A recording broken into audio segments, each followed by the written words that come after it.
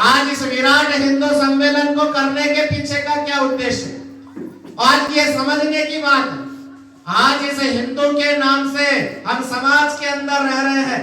भले हम राम को मानने वाले होंगे, भले हम कृष्ण को मानने वाले होंगे, भले हम शैवपंथी होंगे, भले हम बौद्ध पंथी होंगे, वैष्णव पंथी होंगे, कबीर पंथी होंगे, दादू पंथी होंगे, राम पंथी होंगे, हम किसी भी संस्था से जुड़े हुए होंगे, अंततो गत्वा इस भारत की धरती पर जन्म लेने वाला कोई भी व्यक्ति हो वो हिंदू है। और इसलिए हिंदू कोई मत नहीं है, हिंदू कोई पंथ नहीं है, हिंदू कोई धर्म नहीं है, हिंदू एक विचार है और ये जीवन जीने का विचार है। और इसलिए इस विचार को लेकर के आज से हम जीवन जी रहे ऐसा नहीं। सनातन संस्कृति का कब प्रारंभ हुआ और कब अंत होगा इसका पता नहीं है। और इस सनातन संस्कृति में लिखा हुआ है, हिमालयम समारभ्य यावद हिंदू सरोवरम तदेव निर्मितम देशम हिंदुस्थानम प्रचक्षते। ये किसका स्थान है? ये हिंदुओं का स्थान है। और इसलिए तिलक लगाएगा वो हिंदू है क्या? जो तिलक नहीं लगाता वो भी हिंदू है। जो शिखा रखता है वो हिंदू है क्या? जो शिखा नहीं रखता वो भी हिंदू है। जो हाथ पर लच्छा बांधता है वो हिंदू है क्या? जो हाथ पर लच्छा बांधता नहीं वो भी हिंदू है। जो मूर्ति पूजा करता है वो भी हिंदू है। जो मूर्ति पूजा नहीं करता वो भी हिंदू है। जो व्रत उपवास नहीं करता वो भी हिंदू है। जो व्रत उपवास करता है वो भी हिंदू है। और इसलिए हिंदू की कोई परिभाषा नहीं है। हिंदू पुराण है, उपनिषद है।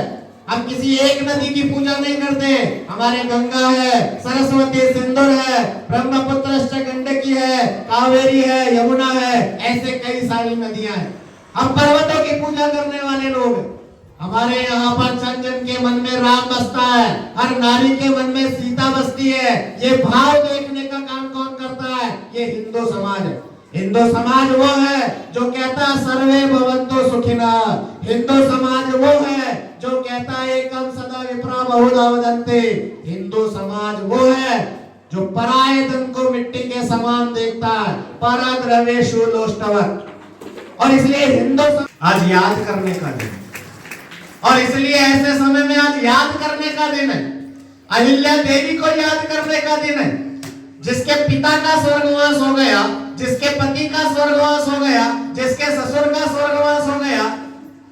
और उस इंदौर की राजगद्दी पर 300 साल पहले बैठने वाली अहिल्याबाई ने, जिसने काशी विश्वनाथ का पुनर्निर्माण कराया, सोमनाथ के मंदिर का निर्माण कराया, 300 सालों पहले भी इस देश में नारी शक्ति ने अपनी भूमिका निभाई।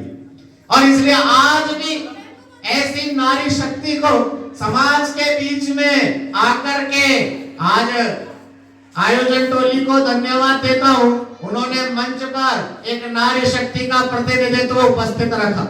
यह आज आवश्यकता है, क्योंकि आज यदि समाज को, परिवार को सुरक्षित करके, संभाल करके कोई चला सकती है, उसका नाम नारी शक्ति है, उसका नाम मातृशक्ति है। और आज आवश्यकता है 1857 की क्रांति में, याद करो सन 57 को, वह तलवार पुरानी थी, बुंदेले हर बोलों के मुंह, हमने सुनी कहानी थी, खूब लड़ी मर्दानी, वो तो झांसी वाली रानी थी। आज उस झांसी वाली रानी को भी याद इतने सालों बाद भी हम कर रहे हैं। उसके पीछे का कारण क्या है? देश के लिए, धर्म के लिए, समाज के लिए ऐसे जीने वाले लोग ये भारत के अंदर ही हुए हैं। ऐसी नारी शक्ति जिसने धर्म की रक्षा के लिए मेवाड़ सुरक्षित रहना चाहिए। और इसलिए उदय सिंह को मारने के लिए जब बनवीर अपनी तलवार लेकर के दुर्ग के अंदर प्रवेश किया, पन्ना को पता चला उदय सिंह को मारने के लिए बनवीर आ रहा है, अकेले उत्तराधिकारी उदय सिंह का जीवित रहना जरूरी है। इसलिए उस उदय सिंह को बचाने के लिए अपने पुत्र चंदन को उदय सिंह के बिस्तर पर लेटा देती। आंखों में आंसू भरे हुए, दिल गम से भरा हुआ है, लेकिन मेवाड़ की रक्षा होनी चाहिए।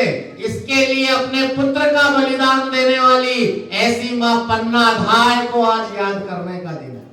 आज याद करने का दिन है जब चुंडावत हाड़ी रानी को विवाह करके सनुंबर लेकर के आया और संदेशा आ गया कि आक्रांताओं ने युद्ध का डंका बजा दिया है। ऐसे समय में पत्नी के आकर्षण में गिरे हुए चुंडावत को वो पत्नी मेवा सुरक्षा के लिए प्रेरित करती है। चुंडावत मांगी निशानी, सिर काट दे दियो।